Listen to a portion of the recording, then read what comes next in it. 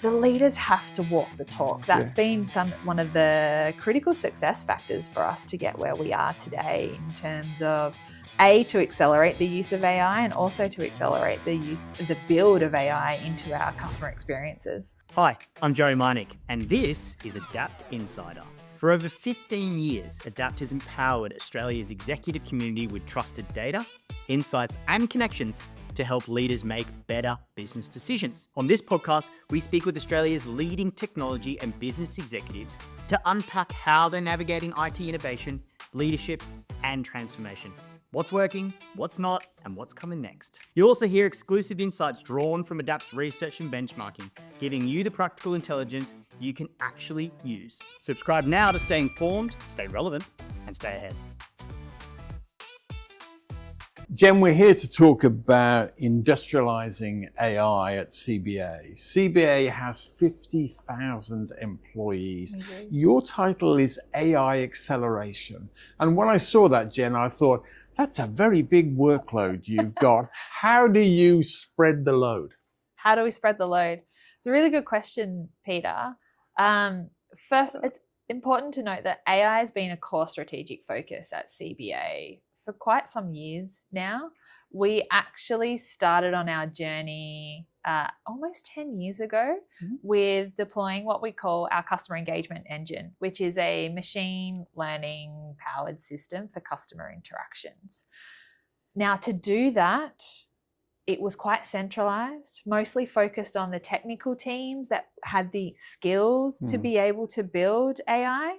But what we learned also within that is very quickly we had to equip our people outside of that technical skill set with understanding what AI is in order to really leverage and get the benefits of what we were trying to achieve with the customer engagement engine. But then I think, Jen, 50,000 employees, how do you spread that message? How do you scale initiatives in AI so they're embraced by the whole workforce? So we've done that in a couple of ways. One is very much leader-led approach.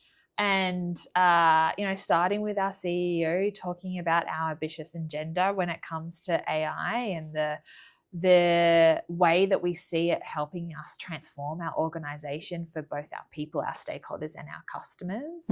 The other is then really equipping our people with the knowledge, the skills, and the ability to use particularly generative AI applications, as we've seen is the latest craze in the last few years. Well, I know one of your partners at CBA is OpenAI, and I was talking to Satya from OpenAI for a panel today. Yeah. And Satya was impressing on me that OpenAI's research is highlighting there's a capability gap in how Australians are using AI.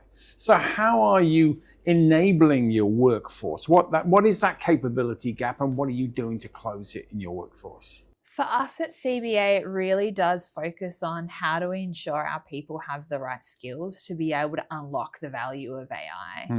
Can I come in though? What is the skill? What is the skill that you want them to have? The ability to use AI every day. And so the way that we classify that is we provide our people with what we're calling AI assistants. So your chatbots, your ChatGPT Enterprise, Copilot, for example. We have launched initiatives over the last year that really hone in and focus for our people on, firstly, understanding the foundational elements of AI. What is AI? How does it show up? What examples of where we're using it across the group? So they grasp the understanding at the foundational level before they start to use it. Then we've actually then provided the skill set of how to use it, how to prompt, what are the ways that you can use AI in your role, and sharing that across the group. And then we provide the guidelines on how to use it safely. Well, that's interesting to me because I think on the one hand, you empower 50,000 people to use AI. Yep. I mean, that has a recipe for anarchy, doesn't it? With people going off in lots of different directions. How do you put some structure and guardrails about that use of AI, so it's secure, it's ethical. You're a bank, you've got some very sensitive PII data about a lot of people in Australia that you need to guard. How do you get those guardrails established so you're not seen as bureaucracy, you're seeing actually as protection and the effective use of it? Yeah. the protection and effective use is our number one priority, right? We want to instill trust, not only in our customers, but also in our people and the way that we use AI.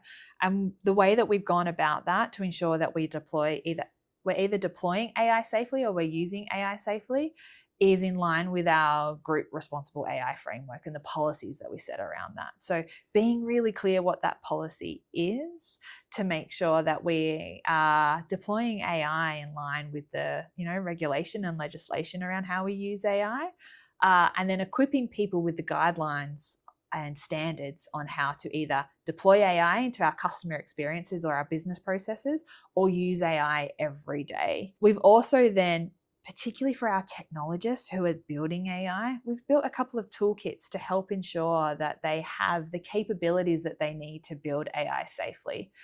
That is one of those is our responsible AI toolkit. So that looks at everything from data preparation to model validation, experimentation. How do we do that safely with the right controls embedded in the toolkit, which is fantastic for our people. See, and I want to delve a bit deeper into that, because what I'm hearing there's a role for HR in this, there's a role for IT in this, there's a role for legal in this. So how do you get that sort of collaboration to create those guardrails, and then how do you embed those in how the organization works? Yeah, really, it's the right people coming together across the organization to drive it. The way that we set ourselves up to really accelerate AI is to, ensure that every business unit across the group knew that AI needed to be part of their strategy and how we, transform the way that we're going to service our customers.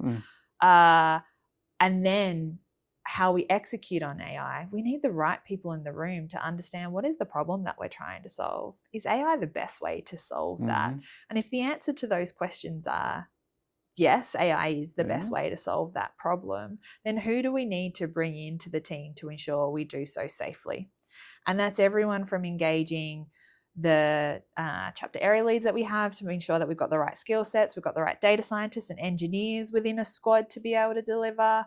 We're engaging the right legal teams and also our risk and compliance teams up front to ensure that once that problem is understood, you've got everyone that you need in order to deploy an AI use case safely.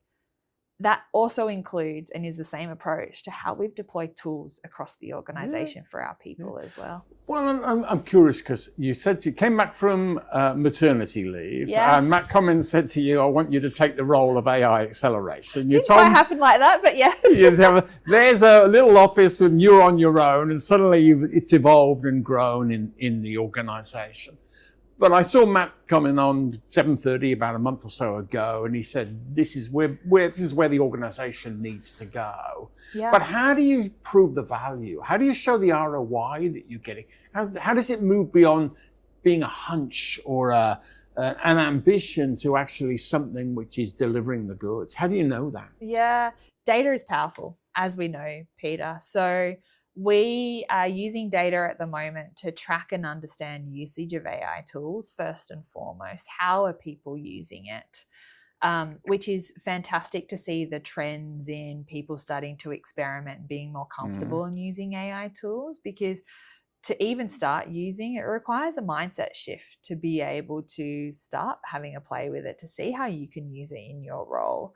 So our senior leaders across the group, including Matt, have been quite vocal with how they're also using it as well to really role model the ways in AI can help us every single day. So the leaders have got to walk the talk. The leaders have to walk the talk. That's been one of the critical success factors for us to get where we are today, in terms of to accelerate the use of AI and also to accelerate the build of AI into our customer experiences.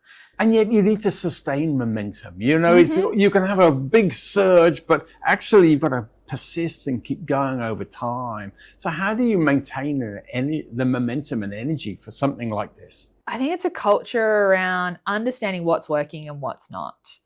What I love about the culture at CBA is it's very much a continuous learning culture. So how do we learn from things that are working well? How do we learn from things that are not working well?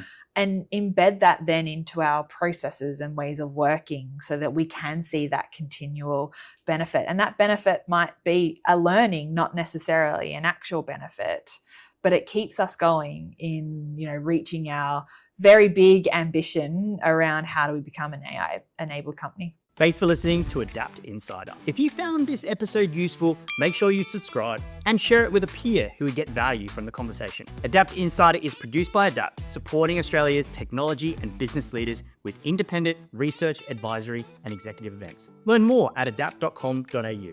Please note the views expressed are those of the speaker and do not necessarily reflect Adapt. References to products or services are not endorsements.